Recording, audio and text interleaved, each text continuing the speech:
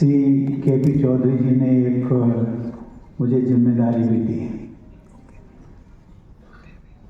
एक ज्ञापन जो प्रधानमंत्री जी को संबोधित है, और मुझे कहा गया है कि इस ज्ञापन को प्रधानमंत्री जी तक पहुंचाने का मैं उस जिम्मेदारी को साहस से स्वीकार करता हूँ।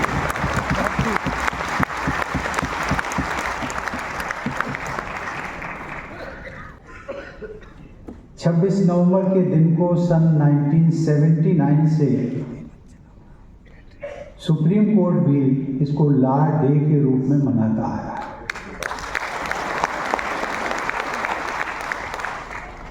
बाबा साहब को याद करने के वर्ष भर में केवल 2 ही अवसर मिलते हैं, एक 14 अप्रैल जो उनकी जन्म जयंती है, और दूसरा 6 दिसंबर जिस दिन वो उनको परिनिर्वाण दिवस के रूप में, उसमें भी ये नहीं थी। और विशेष करके महिलाओं को जो वोट देने का अधिकार था, India was the first country even before America जो कि हमने उनको ये अधिकार दिया, मताधिकार। देवी और सज्जनों, बाबा साहब एक बहुआयामी व्यक्तित्व के धनी थे।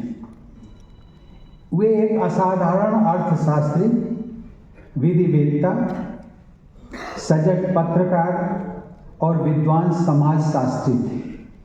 साथ ही वे महिला सशक्तिकरण के प्रबल पक्षधर और कर्मठ समाज सुधारक भी थे।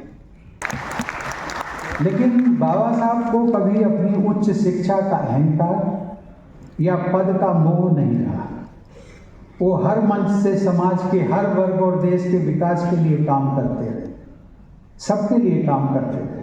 लेकिन ऐसा करते हुए उन्होंने विशेष रूप से समाज के कमजोर वर्गों, अनुसूचित जनजाति, पिछड़ों के कल्याण की बात हमेशा की। और वो कैसे? बाबा साहब कहते थे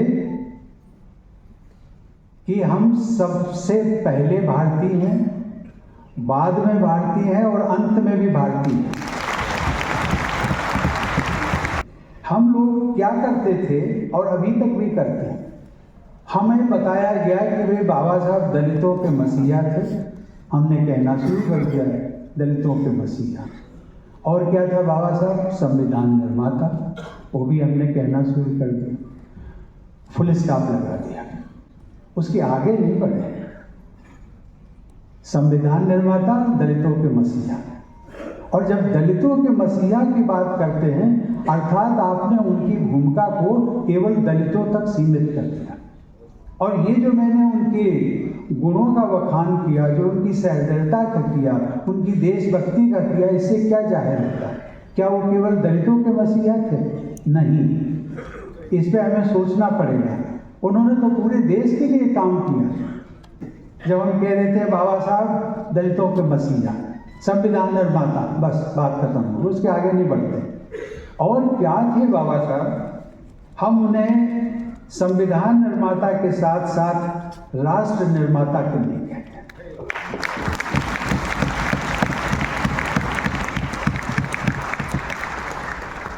हम उन्हें दलितों के मसीहा के साथ साथ गरीबों और पिछड़ों या फिर भारतीयों का मसीहा क्यों कहते हैं? हम उन्हें सामाजिक क्रांति का दूत क्यों नहीं कहते? हम उन्हें भारत का भाग्य विधाता क्यों नहीं कहते? मेरी बहुत एक इच्छा थी कि बाबा साहब का जो पैतृक गांव है अम्बावती, रत्नागिरी जिले में, वहाँ जाने के लिए पहले भी जा सकते थे, बाद में, लेकिन मैंने ये तय किया था कि राष्ट्रपति रहते हुए मैं उनके पैतृक गांव जाऊँगा। और सचमुच में वो मुझे सौभाग्य मिला जब मैं उनके गांव में गया।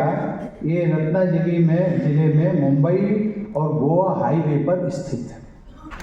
देवी और सज्जनों, हमारा संविधान बाबा साहब के नेतृत्व में लिखा गया आधुनिक भारत का एक पवित्र ग्रंथ। सही माने में मैं जब बिहार का राज्यपाल था तो मैं कहता था इसको, संविधान के स्थान पर मैं कहता था मर्यादा ग्रंथ। आप सबको मेरा सुझाव है एक सुझाव, जब 75 वर्ष हम संविधान के पूरे होने पर करेंगे, उसको भव्यता, दिव्यता और एक ग्रैंड शो के रूप में केपी चौधरी जी आपसे अनुरोध कर रहा हूँ, आप मनाइए। तैयार?